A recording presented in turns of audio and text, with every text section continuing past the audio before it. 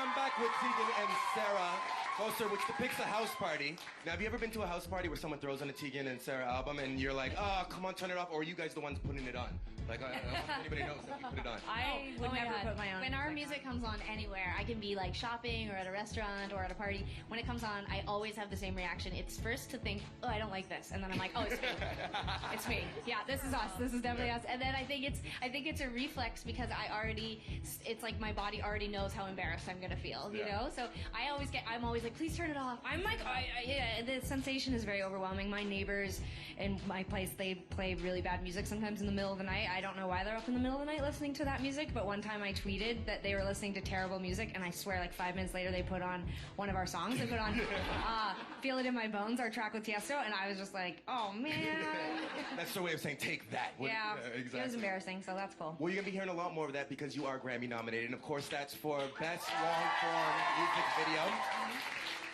First of all, what was the reaction when you guys found out that you were nominated? Well, we're Grammy-nated? Yeah, we were pretty shocked. I mean, we had no idea that we were I don't even know how to say it, like in the running, or like, I don't know how that happens. Like, and so we came off stage, we just played with the Killers and M83. I was like looking through tweets, you know, we sometimes like retweet people's photos and stuff, and our record company had tweeted at us, congratulations on your Grammy nomination for Get Along. I was like, what the heck is this? I'm like, somebody's drunk over at the label? Like, and so then we did some research, and anyway, a few minutes later it was confirmed that it had happened, and you know, it was a labor of love. It was an incredible project that took, you know, a year of our life to do, and you know, it's 3 films, and it was really exciting. There were so many people involved. Sarah has an amoeba. She'll never be the same. I won't. I'm never one of the same. We went to India in one of the movies, and yeah, she's literally changed forever. So so the Grammy kind of balances out the pain and suffering. If we win the Grammy, I feel like we should get all my doctors like some kind of like fake Grammy to help.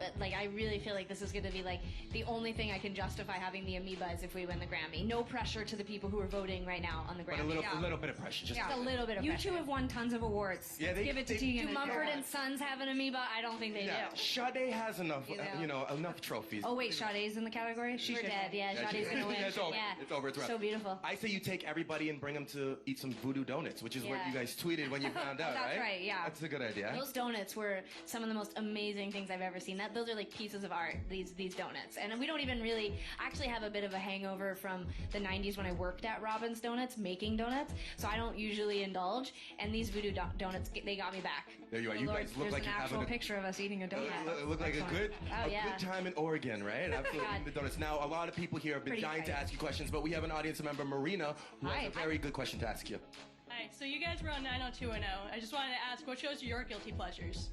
I mean, I'm always very weary of saying guilty pleasure because it maybe implies that I'm not proud of what I like, and I'm always proud of what I like, but the closest I could probably come up with that would answer your question would be Pretty Little Liars. Hey, that's no love guilty pleasure. that show. That's no it's guilty like my pleasure. stay in on Friday night kind of show. I'll watch like 5 episodes in a row. I love it. I have no guilty pleasures, just pleasures. And right now, I love Nashville. That's my show. That's my jam. Nashville's great. It's not getting watched by very many people, I feel like. It's just, the music is amazing on it. It's so good, so good. Connie Britton, I love her. Yeah. But have you watched Pretty Little Liars? I know.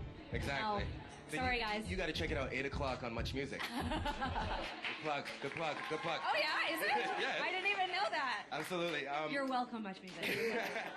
Now, you were talking about when you toured with the Killers. Now, one time Brendan Flowers got sick. In fact, tell us the story. What happened? Well, we were out on tour with the Killers for a couple months. We did the whole UK with them, and then we were in America, and we had 2 Canadian dates, Vancouver and Toronto. We were so excited about coming to Toronto, play the Air Canada Centre. It was like, like pretty much the highlight of our year. We were looking forward to it. We were crossing the dates off on the calendar, and then unfortunately Brandon got really sick, like terrible sick, and it lasted for like a month, and finally he just got to a point where they told him he had to take a week off. So they had to pull the plug on the show. We were really sad about it. Everyone was like, well, it's a day off. Sarah and I were like, no way, we still want to go to Toronto. So we put a show on sale at the Phoenix, sold out right away. We came here. It was the most amazing night. We had such a good time. It was great. It was awesome. It really proved to us, we already knew this, but Toronto's awesome. Our fans here are, of course, awesome and lovely. And Canada's awesome. Canada's awesome. Canada is awesome.